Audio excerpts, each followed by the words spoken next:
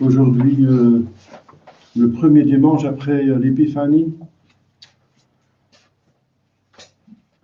Si vous voulez la craie pour inscrire le nom des trois ramage sur votre porte d'entrée, je l'ai faite, les bénis, n'est-ce pas, elle est à votre disposition. C'est un sacramental qui bénit votre maison, n'est-ce pas? Donc on met d'abord 20, c'est 22, c'est le siècle, enfin 2022. Et ensuite CMB, c'est Casper, Melchior, Balthazar, ce sont les noms des saints rois mages. Et ensuite, entre les chiffres et les lettres des croix, vous faites ça en priant. Et CMB veut en même temps dire Christus mansionem benedicat. Ça veut dire que le Christ bénisse cette maison. Voilà, c'est une très ancienne coutume. La Sainte Famille, demain de la Férie, mardi de la Férie, avec une mémoire de Sainte Hygiène, pape et martyr. Mercredi de la Férie, jeudi commémoraison du baptême de notre Seigneur Jésus-Christ. Vendredi Saint Hilaire, évêque de Poitiers et docteur de l'Église. Samedi Saint Paul, premier ermite, confesseur, mémoire de Saint-Maur, abbé. Dimanche prochain, deuxième dimanche après l'Épiphanie.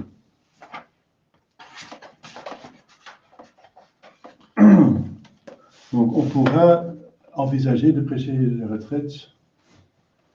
Donc, avec, voilà, pour quelques personnes, on vient d'amener 5 lits, donc on peut faire un dortoir. Bon.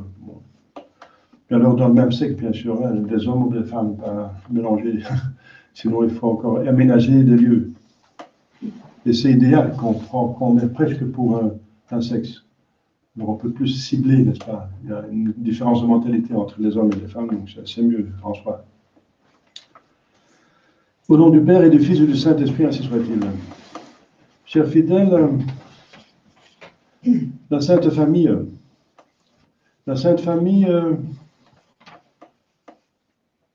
Jésus, Marie, Joseph, ou plutôt ça a commencé par Marie.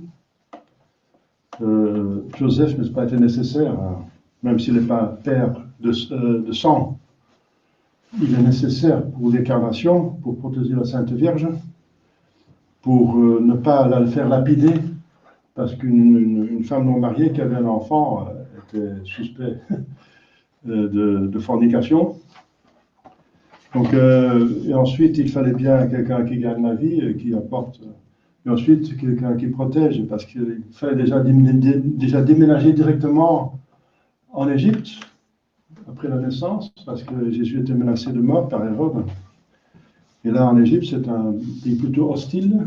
Les Égyptiens n'ont jamais oublié la défaite causée par Moïse et Dieu, n'est-ce pas, de la mer Rouge, ils n'ont jamais oublié. Et donc voilà, survivre dans un pays hostile, c'était pas facile, n'est-ce pas? Et la Sainte Vierge était une très belle femme, femme magnifique, qui n'avait rien de péché originel. Elle n'avait pas de tare, n'est-ce pas? Nous sommes tous tarés, plus ou moins, par des péchés originels. Elle n'avait pas de tare, c'est une femme extraordinaire. C'est une des raisons pourquoi elle se cache dans les évangiles. Elle a insisté auprès des évangélistes de ne pas parler le minimum d'elle. Elle voulait que tout le monde se fixe sur notre Seigneur Jésus-Christ, qui est la voie vers le ciel. Et si les évangiles parlent d'elle, c'est un petit peu humiliant, n'est-ce pas? C'est femme, qu'est-ce qu'il y a entre toi et moi, etc. Donc,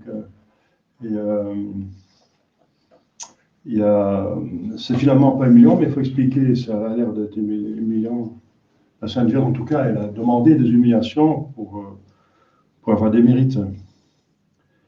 Et ensuite, donc, Joseph devait être là, et il est père légal.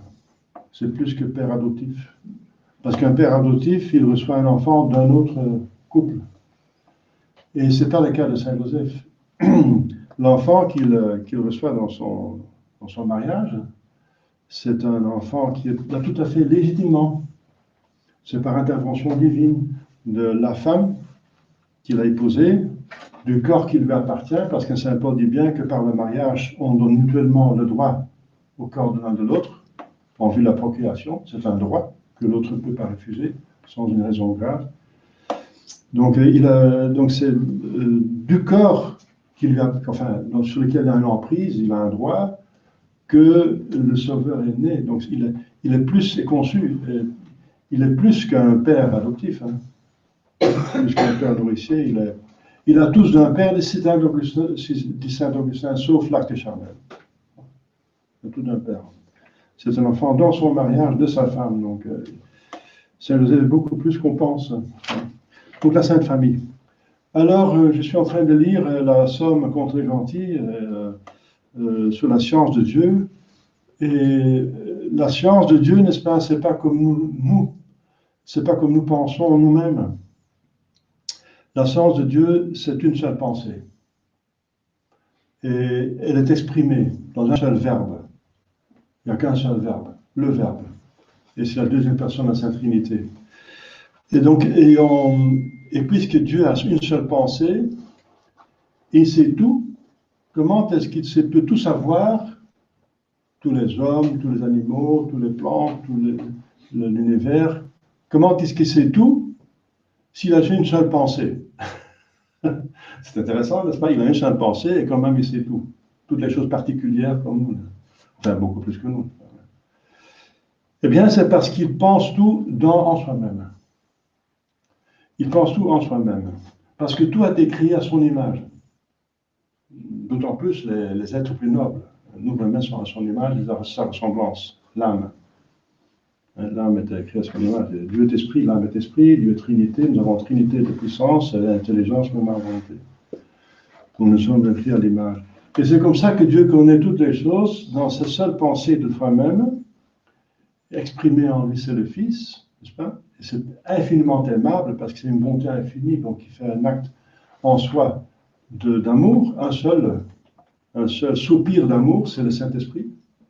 Un seul qui donne tout, n'est-ce pas, qui communique tout entre le Père et le Fils. Et la Sainte Trinité, n'est-ce pas? Eh bien, il connaît tout par lui. C'est pour ça qu'il va dire, c'est dans l'Évangile, allez, éloignez-vous de moi parce que je ne vous connais pas. Je ne connais pas pourquoi? Parce qu'ils n'ont pas accepté le Seigneur Jésus-Christ. Et Dieu connaît seulement par son Fils. Par son Fils, par le Verbe, un seul Verbe qui exprime une idée. Donc il faut connaître ça, veut dire vous êtes dans le péché, je ne vous connais pas. Je veux dire, je ne vous reconnais pas. On me dirait plutôt, je ne vous reconnais pas. Et alors, pour comprendre le plus profond de l'explication des choses, il faut remonter à cette pensée de Dieu, à cette ressemblance que les choses ont avec la Sainte Trinité. Et maintenant, je reviens à la Sainte Famille. Il y a quelques personnes qui veulent se marier. Donc ici, on se trouve intéressant de connaître qu'il y a de plusieurs personnes mariées, même si le mariage était difficile à cause des temps, n'est-ce pas? L'Église ne porte plus de soutien, il y a des temps immoraux, n'est-ce pas? Donc les gens deviennent victimes plus ou moins, il y a un certain couple, bien sûr, mais quand même, ils sont victimes quelque part. C'est bien de connaître le mariage idéal. Comment est-ce que Dieu a voulu le mariage, n'est-ce pas? Eh bien, il faut remonter à la Sainte Trinité. Dieu a créé tout à son ressemblance. Je viens de parler de l'individu, n'est-ce pas? L'individu, c'est donc l'âme qui ressemble à Dieu. Et il y a encore un corps, mais c'est parce que justement, Dieu s'est incarné. Et l'âme est incarnée dans le corps, donc l'âme anime le corps. C'est l'image de l'incarnation. C'est une image d'incarnation. Enfin, il y a une ressemblance à quelque chose de semblable et quelque chose de pas semblable. Donc c'est toujours analogique, limité. Mais quand même, il y a une ressemblance. Eh bien, cette image de la Sainte Trinité est sur tout ce que Dieu a créé. Eh bien, Dieu a créé l'homme en tant qu'il vient d'une famille. Ça appartient à sa nature, à sa création, au plan de Dieu, à l'idée de Dieu sur l'homme. C'est une société naturelle. Ainsi que la société que nous connaissons, la société plus grande, la société de la nation, c'est voulu par Dieu, c'est une société naturelle. On appartient à un pays parce qu'on ne peut pas faire son bonheur naturel, bien sûr, si c'est le pays, sans un pays, sans l'aide de la communauté. Par exemple, l'infrastructure, l'enseignement universitaire, les soins des hôpitaux, l'économie, la défense militaire, la culture, etc. C'est pas possible que ça se fasse par un individu seulement ou par la famille. On a besoin d'une communauté pour ça. Donc c'est la preuve que la communauté est dans la nature humaine. Et certainement la famille, parce qu'on n'existe pas sans famille pour commencer. Sans famille, on n'existe pas. Donc on a besoin de famille pour exister, d'un père et une mère. Dans le cas de Jésus, n'est-ce pas, c'est un cas particulier, il a quand même une mère, c'est par intervention divine, qui n'avait pas besoin d'un père. Mais on a besoin d'un père et une mère pour exister. Donc ça appartient à notre nature, n'est-ce pas? Alors, quelles sont les relations entre les hommes? Parce que vous voyez, dans l'Évangile, est-ce que vous pouvez avoir votre missel, s'il vous plaît, M. Bourvin? Votre missel? Oui, un missel, je peux voir le texte, excusez-moi. Non, c'est vrai, je vais prendre, je vais trouver ici. Donc, dans la messe d'aujourd'hui, on voit clairement, n'est-ce pas, dans l'épître que Saint Paul propose toute une litanie de vertus. Donc c'est une école de vertus. C'est un moyen, le mariage, c'est un moyen pour aller au ciel. C'est un sacrement. Les sacrements sont les moyens les plus puissants pour aller au ciel. Les plus grandes sources de grâce. Donc voilà. Et c'est pour ça qu'il parle de beaucoup de vertus, parce que c'est la vie communautaire des saint Thomas est la plus grande pénitence. Parce qu'il faut s'adapter aux tempéraments qui sont différents, etc. Pas tellement l'homme et la femme parce qu'ils se choisissent, mais sauf qu'ils se développent et il faut quand même faire un effort pour contenir, garder l'amour et le développer. C'est pour ça qu'il faut tenir Dieu dans la famille, parce que Dieu est amour. De plus qu'on vénère et adore Dieu, de plus que l'amour se développe, que Dieu est dans la famille. Hein. Dieu est amour, il ne faut pas oublier. Si vous voulez plus d'amour, il faut garder l'amour, prier ensemble. Ceux qui prient ensemble demeurent ensemble. Donc il y a la communauté la plus pénible, surtout avec les enfants, parce qu'ils ont des tempéraments différents. On ne choisit pas sa famille. Les frères et les sœurs ne sont pas choisis. Et souvent, ils ont des tempéraments différents, n'est-ce pas? On choisit ses amis, mais pas sa famille. Et alors, il faut faire un effort. Et, voilà. C'est la même chose dans les bureaux, dans le travail. Dans le travail, on ne choisit pas ses collègues. Même dans les couvents, on ne choisit pas les autres membres. Ils sont là, quoi. Donc, dans une communauté, ce qui est plus pénible, n'est-ce pas, c'est les tempéraments qui frottent les uns contre les autres, n'est-ce pas? Sanguins, flegmatiques, vieux, mélancoliques, il y a des mélanges, n'est-ce pas? C'est tout à fait différent, parfois, c'est parfois opposé, enfin complémentaires plutôt, si on voit positivement. Mais c'est difficile, surtout qu'il y a ici des vices s'installent, des vices, parce qu'on a tous nos péchés, alors ça devient encore plus pénible. Mais même s'il n'y a pas de vices, vous voyez dans l'Évangile aujourd'hui, que c'est une sainte famille qui n'a pas de péché. Marie n'a jamais péché, Jésus c'est la sainteté même, et Saint Joseph n'a pas péché personnellement, il a seulement un péché originel qui est contenu. Donc trois personnes exceptionnelles, n'est-ce pas, qui n'ont jamais péché. Alors il y a quand même une situation pénible. Marie a souffert de Joseph, et Joseph a souffert de Marie, parce que quand il voyait que la Sainte Vierge était enceinte, il ne savait pas de quoi cela venait, et il a souffert. Il ne comprenait pas, il était marié, parce que le fiançailles, c'était déjà un mariage pour les Juifs, n'est-ce pas, pour l'Ancien Testament, ça vaut un mariage. Il était marié avec elle, et il était enceinte. Il n'expliquait pas pourquoi, parce que Marie avait voyait que Saint Joseph souffrait. Mais il ne voulait pas le dire, parce qu'il ne voulait pas dire, tu sais, Joseph, je suis mère de Dieu, finalement. Elle considérait que ça ne lui convient pas d'annoncer une telle vérité. Elle souffre, lui souffre, elle souffre. Il n'a pas douté de sa virginité, parce qu'il connaissait sa vertu. Mais il ne savait pas ce qui se passait. Alors il voulait se séparer d'elle. Et alors un ange apparaît, c'est l'ange Gabriel, qui l'instruit qu'elle a conçu le Saint-Esprit, n'est-ce pas? Que c'est sacro-saint, ce qui est dans son... la personne qui est dans son sein est sacro-sainte, n'est-ce pas? C'est le sauveur du monde. Comme la prophétie avait dit d'Isaïe qu'une vierge concevra. Alors, et qui avait quand même besoin d'un mari pour la sauver. Donc, elle était en même temps mariée et vierge. Donc, c'est ça, le privilège de la Sainte Vierge Marie. Alors, donc, on souffre maintenant, on voit dans l'Évangile qu'ils souffrent les uns des autres. Jésus doit faire la volonté de son Père. Il reste dans le temple pour instruire parce qu'il a 12 ans, il est devenu religieusement adulte. À 12 ans, le garçon avait des devoirs, d'assister aux cérémonies de Pâques, de Pentecôte et de Tabernacle. Il y avait 3 fêtes obligatoires pour tout homme à partir de 12 ans. Il est religieusement adulte. Et il instruit, mais il instruit en posant des questions. C'est la maïeutique de Socrate. Il va déjà prêcher, n'est-ce pas? Il explique les Écritures saintes, les prophéties. Et Marie et Joseph pensent qu'il est perdu parce que Marie pensait qu'il était avec Joseph et Joseph pensait qu'il était avec Marie. Parce que les femmes et les hommes allaient en caravanes différentes quand ils retournaient à la maison.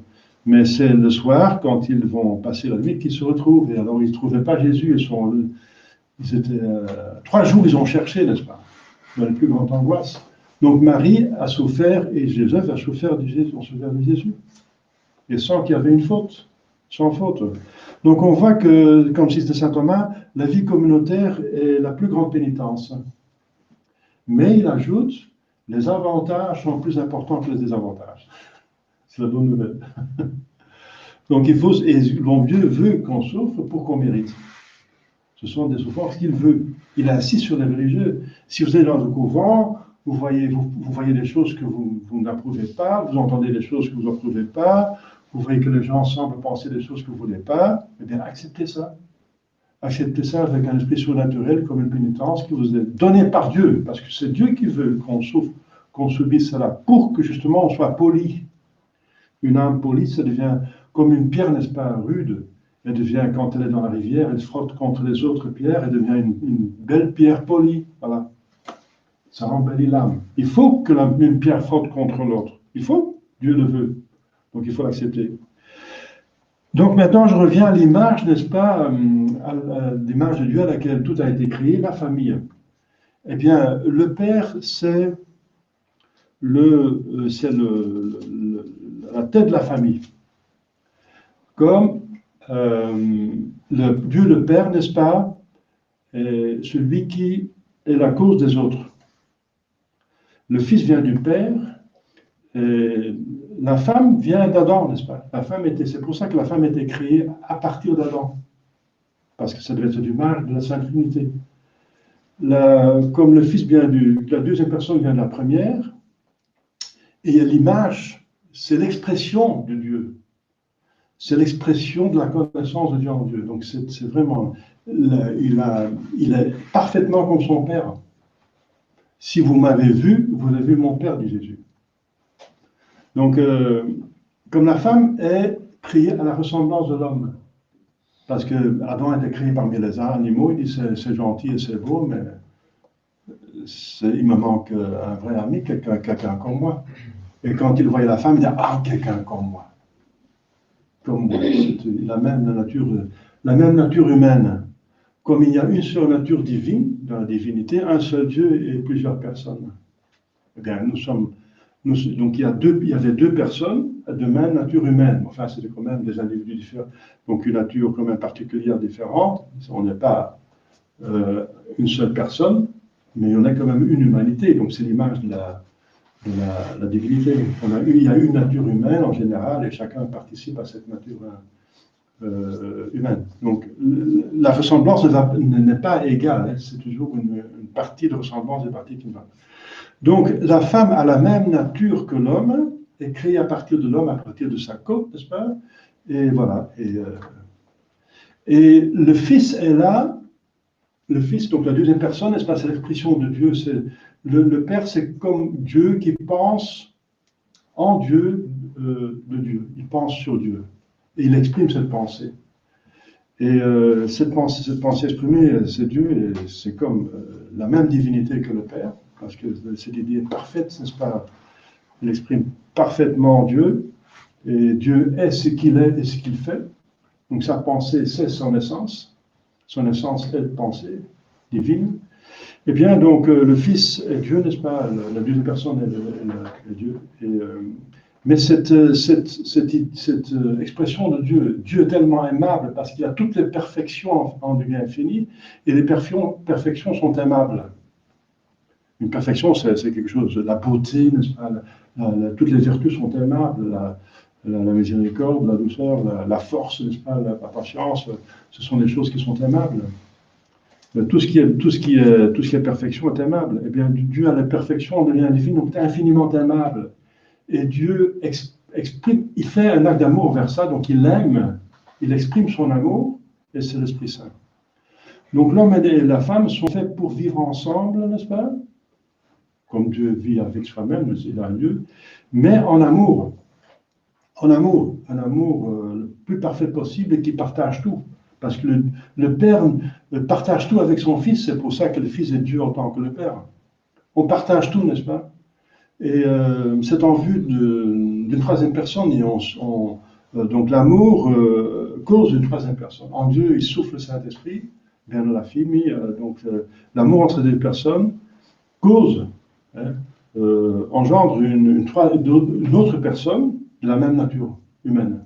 Vous voyez l'image de Dieu qui est dans la famille. Et on pourrait développer la même chose dans la société. Il y a trois classes de personnes, n'est-ce pas, dans la société, hein, n'est-ce pas? Donc, et on peut développer ça, mais ça irait trop loin pour développer ici. Je parle maintenant limite à la famille. Eh bien, quelles sont les relations entre les personnes de la famille? Parce que la Sainte Trinité, c'est finalement des relations. Eh bien, puisque tout vient du Père, n'est-ce pas? C'est le Père qui est le chef de la famille. Donc le texte dit bien, dans la...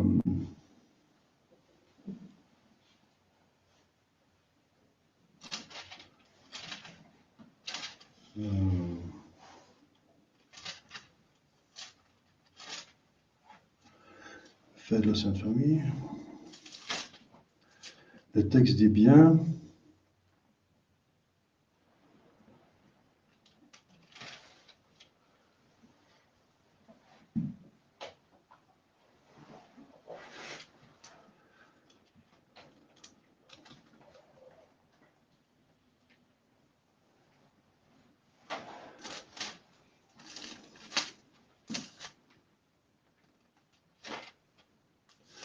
je ne trouve pas le texte exact, mais c'est dans l'Écriture sainte, quand Saint Paul parle je l'ai ici dans la référence n'est peut-être pas importante. Saint Paul dit, quand il parle, je cherche le texte de Saint Paul,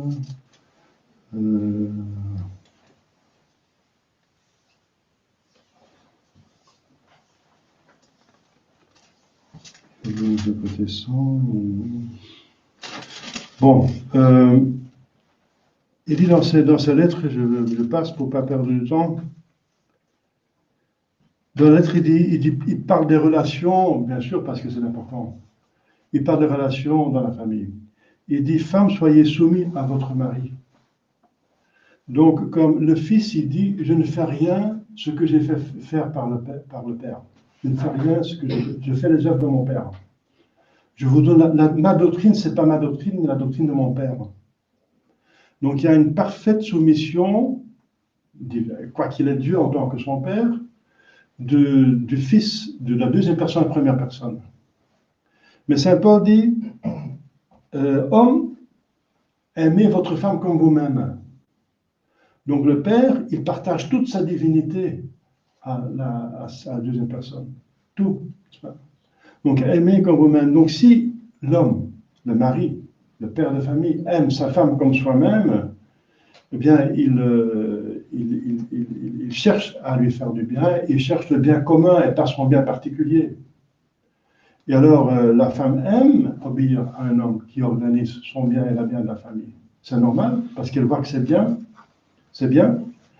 Et donc si tout marche comme il faut, les hommes ont le devoir d'aimer leurs femmes comme eux-mêmes, et bien sûr les enfants Donc Saint Paul dit plus loin, et enfants, soyez soumis aux parents.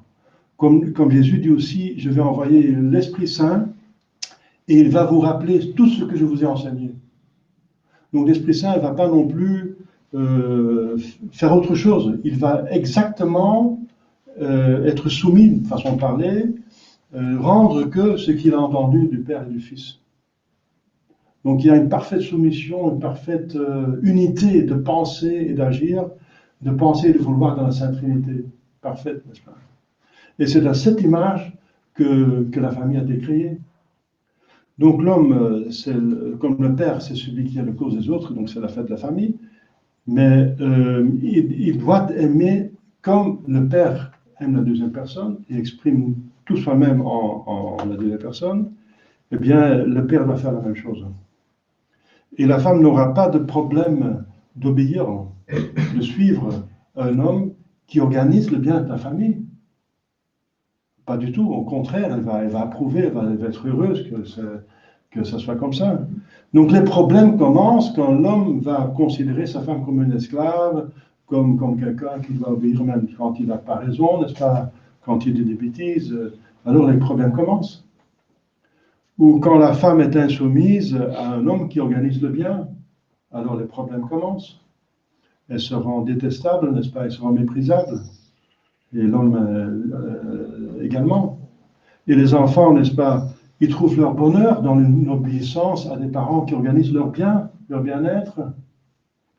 Saint Thomas dit qu'en se soumettant à un être supérieur, on s'élève. Le diable va dire que c'est un esclavage, que ça diminue ma volonté, ma liberté de volonté, n'est-ce pas, ma liberté de me soumettre à quelqu'un d'autre. Saint Thomas dit, ça vous élève. Si vous soumettez à un supérieur, comme si on obéit à Dieu, on va être divinisé. Eh bien, toute autorité vient de Dieu, n'est-ce pas?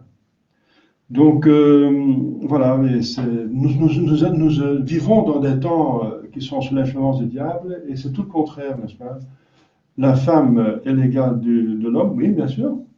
La femme et l'homme ont la même âme, ont la même âme, ont une même âme.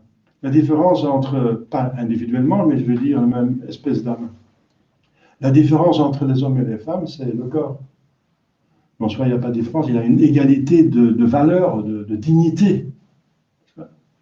Mais il n'y a pas une égalité de vertu, de mission, d'office, de devoir et de charge. C'est différent. Tout le monde a sa vocation et ses talents et sa charge. Mais voilà, donc il faut respecter ça dans la famille. Chacun a son rôle, mais il y a une égalité de dignité. De dignité. Nous sommes tous, hommes et femmes, appelés à aller dans le ciel pour devenir participants à la divinité de Dieu. Et la preuve que c'est, par exemple, c'est une femme qui est au-dessus de tous les hommes, la Sainte Vierge. Il n'y a pas, jamais personne qui va la surpasser, n'est-ce pas? C'est une femme. C'est par une femme que le péché a entré, mais c'est aussi par une femme que la rédemption est entrée, Jésus-Christ, n'est-ce pas? Donc, Jésus-Christ. Donc, il faut encore dire que cette hiérarchie, n'est-ce pas, l'homme, la femme, les enfants, la femme est soumise à l'homme, mais qui organise le bien commun. Pas un homme qui fait n'importe quoi. Alors la femme, on résiste au tyran, n'est-ce pas? Donc, c'est tout à fait diabolique, n'est-ce pas, de dire que la femme ne doit pas être soumise à son mari et que les enfants non plus, n'est-ce pas, ne doivent pas l'obéissance, voilà. Ils ont préconisé, prêché l'éducation libre. Donc, ne pas donner l'éducation, mais un enfant a un droit à l'éducation. Un droit. Il a le droit d'apprendre à se maîtriser. Parce qu'il est conçu comme tout le monde, n'est-ce pas, avec le péché originel. Donc il apprend de combattre le mal et développer le bien. Et puisqu'il a moins de connaissances, moins d'expérience, n'est-ce pas, et il n'a pas la grâce pour se guider soi-même, il doit obéir aux parents. La sainteté de l'enfant consiste à obéir à des parents, mais des parents qui sont bien sûr, qui organisent le bien, pas des parents qui demandent de pécher. Donc tout est là. Si tout le monde tend à la sainteté, l'homme, la femme et les enfants, eh bien, cette structure de Dieu, n'est-ce pas, elle va de soi-même. Mais si quelqu'un commence à pécher, alors il commence à saboter, n'est-ce pas, le plan de Dieu. Et c'est là le problème. Voilà, donc c'est un petit aperçu, n'est-ce pas, de voilà, la Sainte Famille, n'est-ce pas, qui est comme un exemple de toutes les vertus et qu'il faut imiter le plus possible. Et c'est aussi le bimillénaire, n'est-ce pas, le bimillénaire de la Sainte Famille. Il y a 2000 ans que Jésus avait maintenant 22 ans. Il est toujours soumis à ses parents, incroyable. Il était soumis à ses parents. Ils ont donné l'exemple. Jésus était soumis à Marie et Joseph, quoiqu'il est Dieu, mais en tant qu'homme, il voulait donner l'exemple. Et Marie était soumise à Joseph, parce que c'était elle qui était la mère de Dieu, qui était en dignité au-dessus de Joseph, mais quand même soumise, parce que c'était l'ordre voulu par Dieu. Quand Marie et Joseph vont trouver Jésus dans le temple, elle va dire « ton père et moi ». Elle donne priorité à Saint Joseph. C'est peut-être la fin de la tête. Là. Ton père et moi t'ont cherché. Vous voyez? Donc, c'est bel exemple, la Sainte Famille, n'est-ce pas? Et c'est ça qui va nous rendre, qui va nous porter au ciel. Il faut entrer dans le plan de Dieu, et le plan de Dieu, c'est suivre cette image que Dieu a mis de soi-même dans la création, l'image de la Sainte Trinité. Au nom du Père et du Fils et du Saint-Esprit, ainsi soit-il.